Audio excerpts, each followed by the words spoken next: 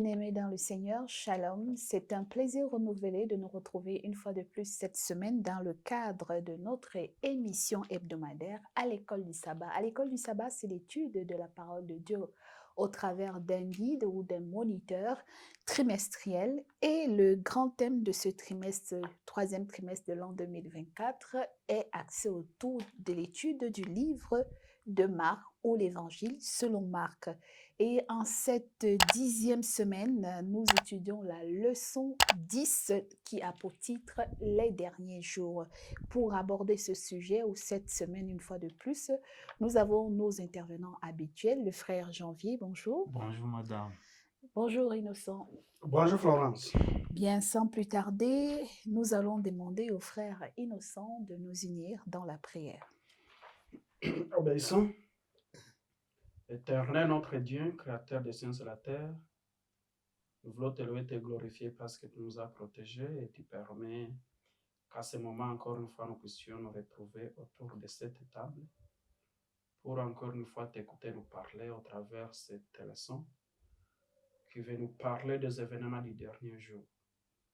Permets, Seigneur, que cette leçon puisse être une armure pour notre préparation à ta seconde venue. Au nom de Jésus, Amen. Amen. Leçon 10, troisième trimestre 2024, moniteur de l'école du sabbat. Titre de cette leçon 10, les derniers jours. Le verset à mémoriser se trouve dans le livre de Marc, le chapitre 13, Marc chapitre 13, les versets 26 et 27. Il est écrit: « Alors on verra le Fils de l'homme venant sur les nuées avec une grande puissance et avec gloire. Alors il enverra les anges et il rassemblera les élus des 4 vents de l'extrémité de la terre jusqu'à l'extrémité du ciel, dit l'évangéliste Marc. » Jésus, tout au long de ses discours, non seulement à l'endroit de la foule, mais aussi de ses disciples, répondait généralement aux questions qui lui étaient posées. Mais comme nous l'avions abordé dans la leçon de la semaine dernière, en parlant de la dernière semaine que Jésus va vivre sur la terre avant sa résurrection avec les disciples et toute la foule qui le suivait, il y a une autre série de questions qui vont lui être posées et Jésus va présenter une étape d'événements qui vont arriver en rappelant les circonstances, bien évidemment, de sa mort, tout ce qui va se passer autour de sa mort, qui va le trahir, les événements avant sa crucifixion, les événements pendant sa crucifixion, et il va également prévenir sur sa résurrection des messages qui étaient difficiles encore pour les disciples à percevoir et à trouver le sens réel. Mais au-delà de ça, Jésus, dans cette leçon, va projeter les prophéties encore plus loin, les événements qui se passeront après sa résurrection et aussi après son ascension au ciel. Qu'est-ce qui arrivera à ses disciples? Qu'est-ce qui arrivera à l'Église après son ascension? Qu'est-ce qui arrivera à la fin des temps? Voilà donc le sens de cette 10e leçon que nous abordons aujourd'hui, dont le titre « Les derniers jours ». Alors, ma première question, alors que nous aborderons cette leçon autour du chapitre 13 du livre de Marc, et que doit-on dire? Jésus insiste beaucoup sur les mauvaises habitudes et le faux enseignement des leaders religieux. Là, nous sommes encore à la fin du livre de Marc, chapitre 12, le verset 38 et 40, où il dit « Il leur disait dans son enseignement, gardez-vous des scribes qui aiment à se promener en longue robe et à saluer dans les places publiques, qui cherchent les premières places dans les synagogues et les premières places dans les festins, qui dévorent les maisons des veuves et qui font pour l'apparence de longues prières, ils seront jugés plus sévèrement. » Et puis, on nous dit donc à la suite que Jésus, s'étant assis vis-à-vis du trône, regardait comment la foule y mettait de l'argent. Plusieurs riches mettaient beaucoup d'argent et il va apprécier d'une manière singulière l'offrande d'une veuve. Mais l'insistance de Jésus sur les attitudes et les comportements des leaders religieux, quel avertissement pour les leaders spirituels de notre époque? Bon, merci beaucoup pour la question. En fait, quand nous voyons cet enseignement, c'était 10e leçon qui parlait les derniers jours. L'approche humanitaire, en concluant l'introduction, il dit que Jésus prédit l'avenir, mais il instruit à ses disciples d'hier et d'aujourd'hui sur la façon de se préparer aux épreuves à venir. Donc, cet enseignement, à l'époque de Jésus, il était en train de prévenir, de mettre en garde les disciples, les gens avec qui il passait la journée. Mais cet avertissement nous concerne aussi aujourd'hui. Alors, quand nous voyons 38 et 39e verset du 12e chapitre, nous voyons cet avertissement où il insiste qu'il ne faut pas être trompé par l'apparence extérieure. Parce qu'il montre les gens humbles et extérieurement qui on porte de longues robes, on fait de longues prières, on aime s'asseoir sur les premières places, synagogue, tout ça. Mais il dit, faites attention.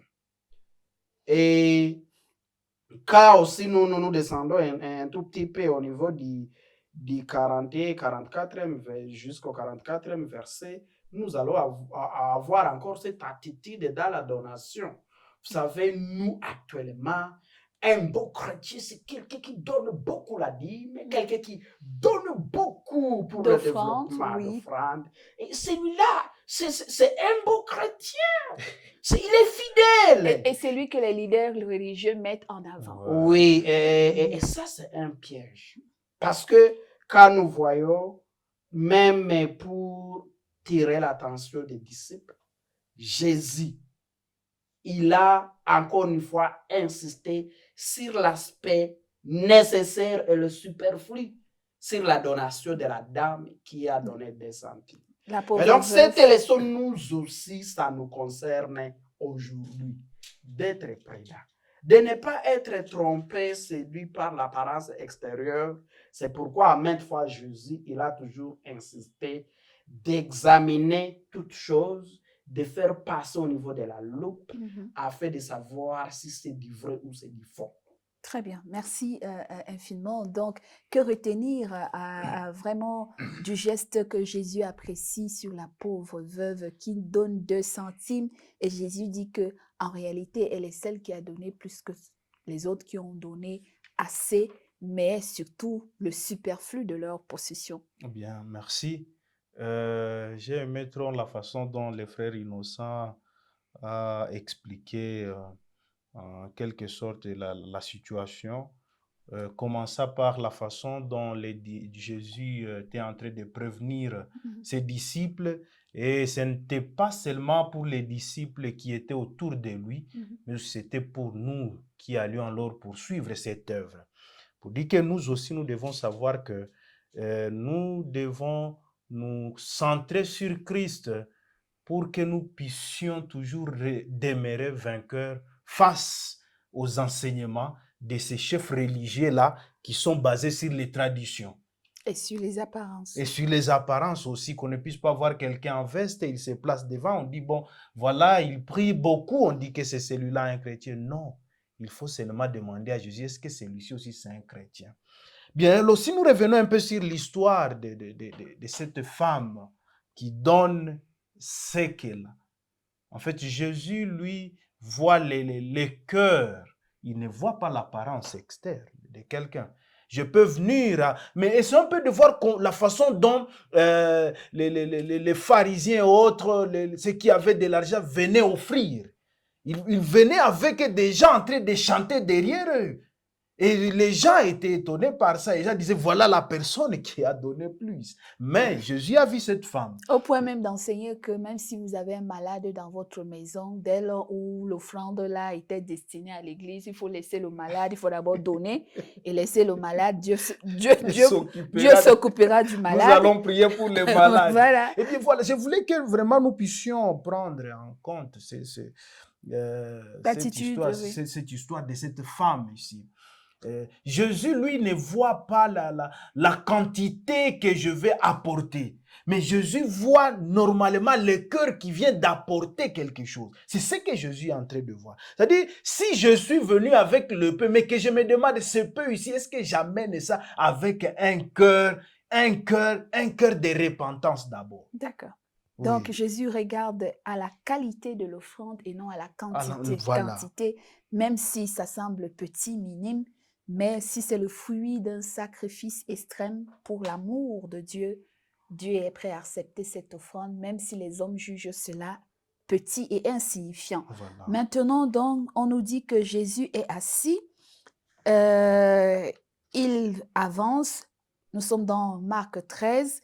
Lorsque Jésus sortit du temple, un de ses disciples lui dit, « Maître, regarde quelle pierre et quelle construction. » Jésus lui répondit, « Vois-tu ces grandes constructions? Il ne restera pas pierre sur pierre qui ne soit renversée. » Il s'assit sur la montagne des Oliviers en face du temple, et Pierre, Jacques et Jean et André lui firent en particulier cette question. Quand est-ce que ces choses arrivera-t-il? Quand est-ce que ces choses vont se réaliser? Et Jésus va donner un ensemble d'éléments qui va permettre aux disciples de connaître la période lorsque Alors, le message, les hommes attirent Jésus vers les constructions, la beauté du temple de Jérusalem, le deuxième temple que Jésus a foulé, qui était tout aussi beau, mais moins beau que le premier, construit par Salomon et qui a été détruit par les troupes babyloniennes. Qu'est-ce qu'on retient de cette concentration de l'humain vers les bâtiments? Bon, merci beaucoup. Ça aussi, c'était encore un enseignement. Vous savez, au niveau du 7e et 8e leçon, nous avons étudié les enseignements, enseigner les disciples. Bon, à chaque fois que Jésus était avec les disciples, il avait toujours l'occasion, dans sa manière pédagogique, de les attirer sur des choses essentielles quand il remarquait qu'eux, ils sont sur des choses temporelles.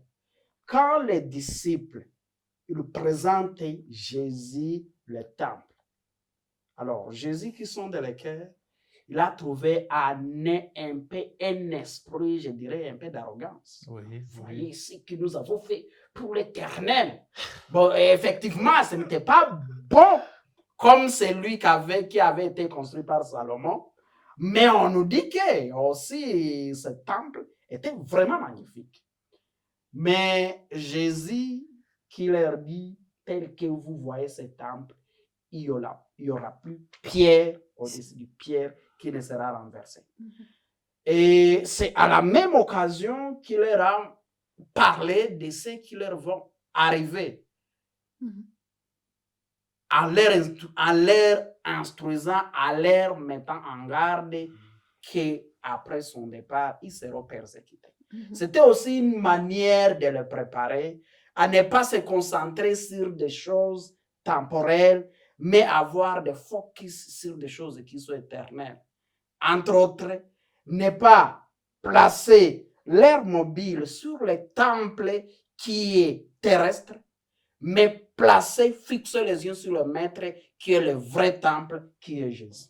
Qui est inébranlable. Et qui est inébranlable, effectivement, parce que regardons la structure de la réponse de Jésus.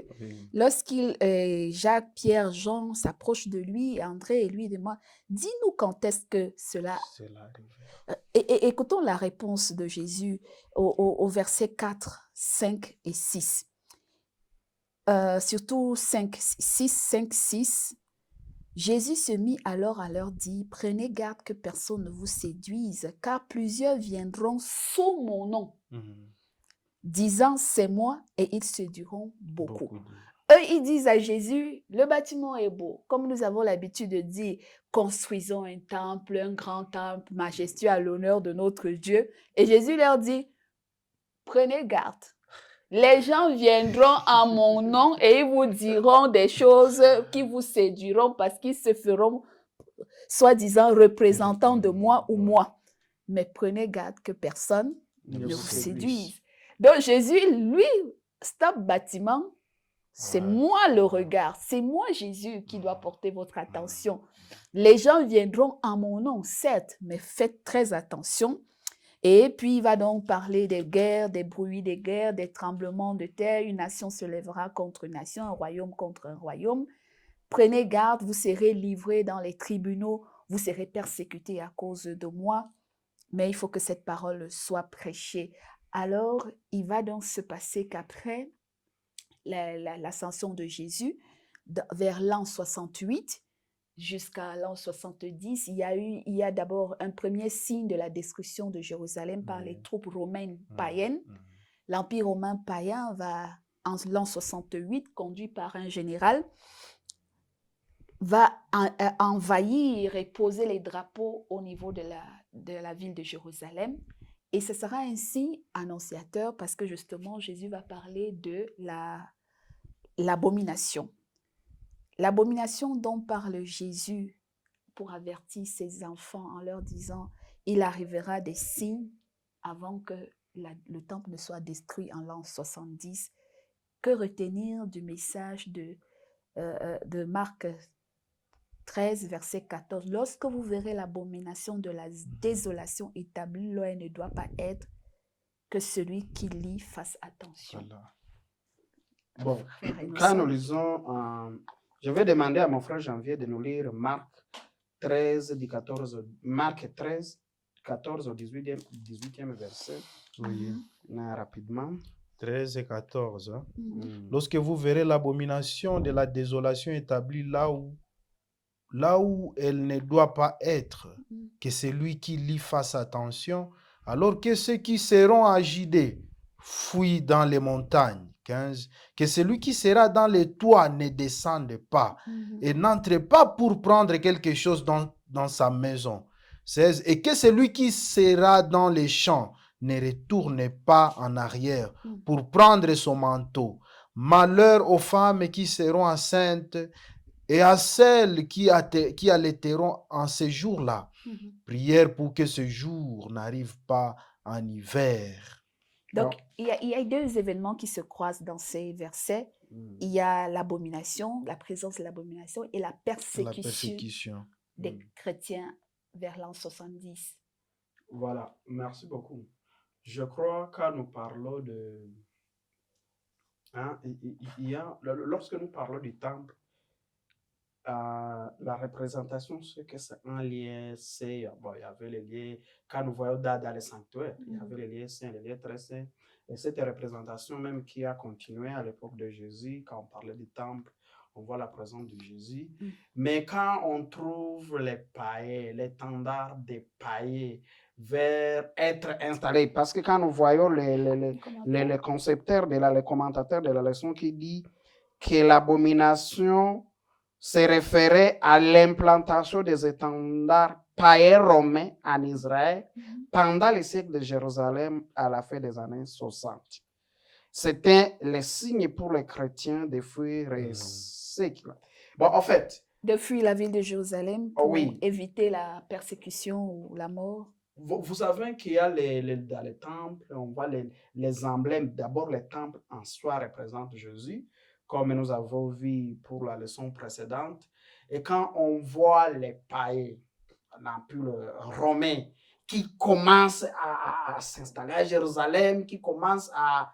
Ça consiste un peu à une profanation. C'est pourquoi ici, on a parlé d'une abomination, parce qu'on trouve quelque chose qu'on dirait souillé, qui se retrouve à un lieu saint. Là, c'était vraiment une abomination. Et c'était un avertissement, comme nous avons lu les versets, on parle au même moment de l'abomination et de la désolation, parce que c'était aussi la période où l'Église primitive a été persécutée. Tous les disciples là, c'est dans cette période où ils ont subi la persécution. D'accord. Ils ont subi la persécution. Le temple va être détruit effectivement en l'an 70. Et n'oublions pas que dans les événements eschatologiques, prophétiques que soulève Jésus, il y a deux prophéties. La prophétie de la destruction du temple de Jérusalem, la persécution des disciples, mais aussi les événements qui vont suivre de la fin des temps, de son retour.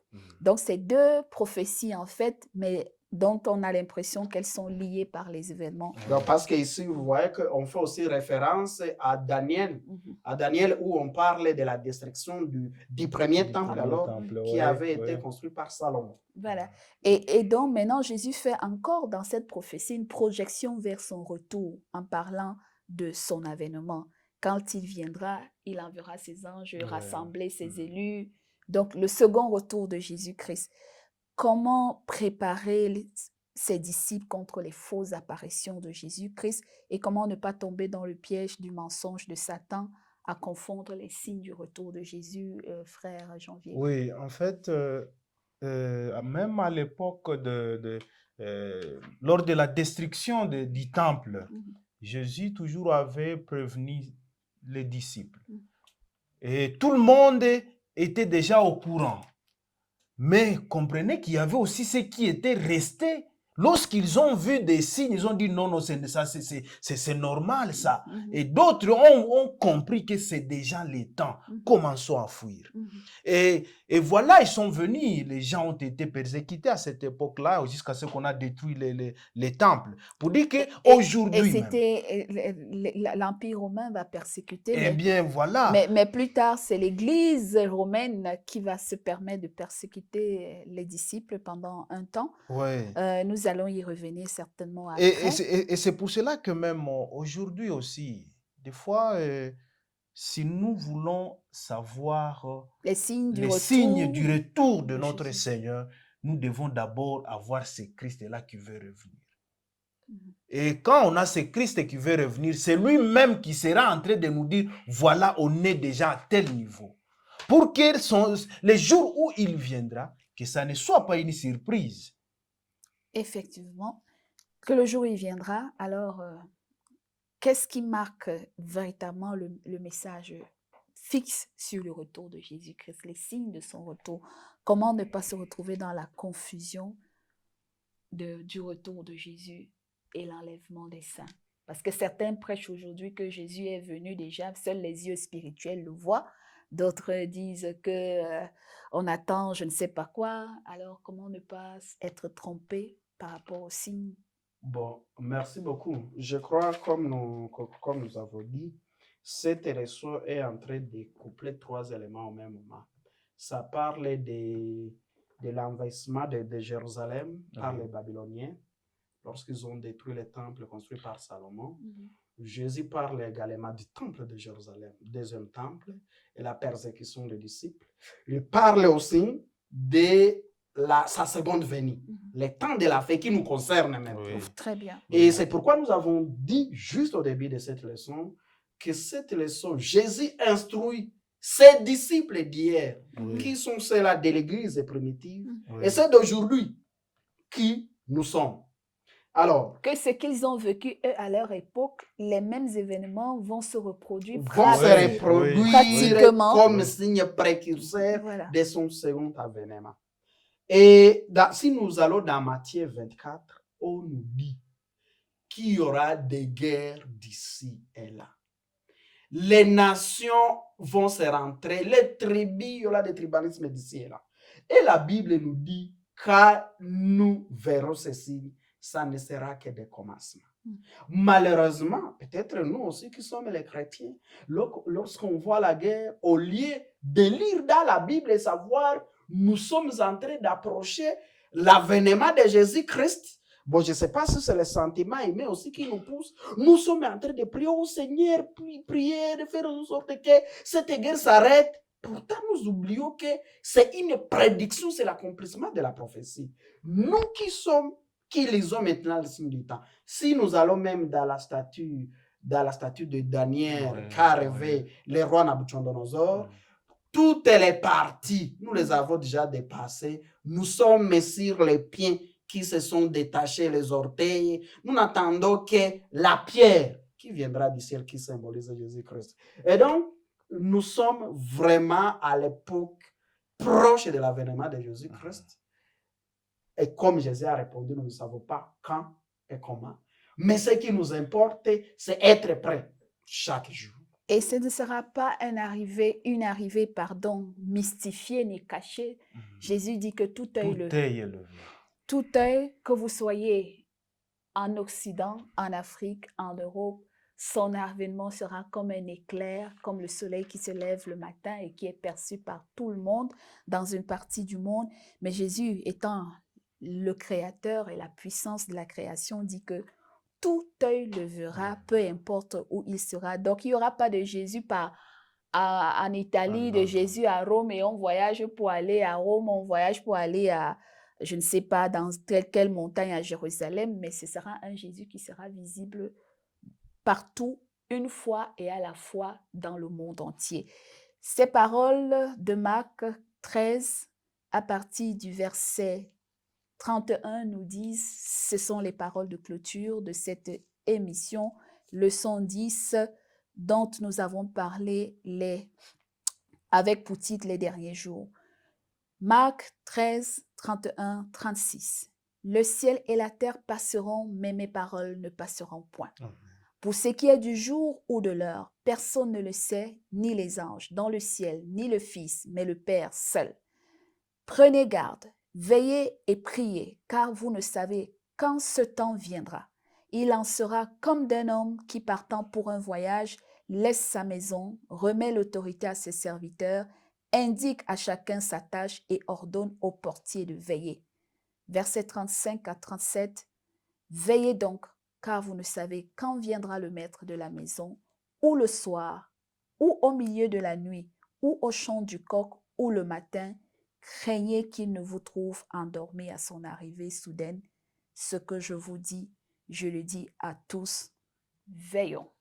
Que Amen. le Seigneur nous aide donc à garder ses paroles alors que nous attendons son second retour. Nous allons demander au frère Janvier de nous unir dans la prière. Du haut des cieux, notre Père, merci parce que tu as toujours besoin que nous puissions avoir la vie éternelle. Et c'est pour cela que encore aujourd'hui, tu viens de nous apprendre une leçon, le jour du jugement, les derniers jours, ô Dieu. Oui, nous qui vivons les derniers jours, apprends-nous, ô Dieu, à voir les événements et à nous préparer pour ton avenir. Toute personne qui va écouter ces voix ici, ô Dieu, que ce soit ta voix qui sonde, qui touche, qui retentisse dans leurs oreilles, dans leur cœur, que tu es déjà à la porte et que nous nous préparions à te recevoir et à vivre avec toi de l'éternité à l'éternité. Au nom de Jésus, Amen. Amen. Merci à vous qui nous avez écoutés. Nous voulons vous recommander de continuer à partager nos émissions. Si vous avez aimé, si vous avez été intéressé, laissez-nous vos commentaires. N'oubliez pas de liker, de partager, de nous laisser vos commentaires. Merci pour votre bonne et aimable écoute et fidélité. Rendez-vous la semaine prochaine pour une nouvelle leçon, la 11e. Au revoir.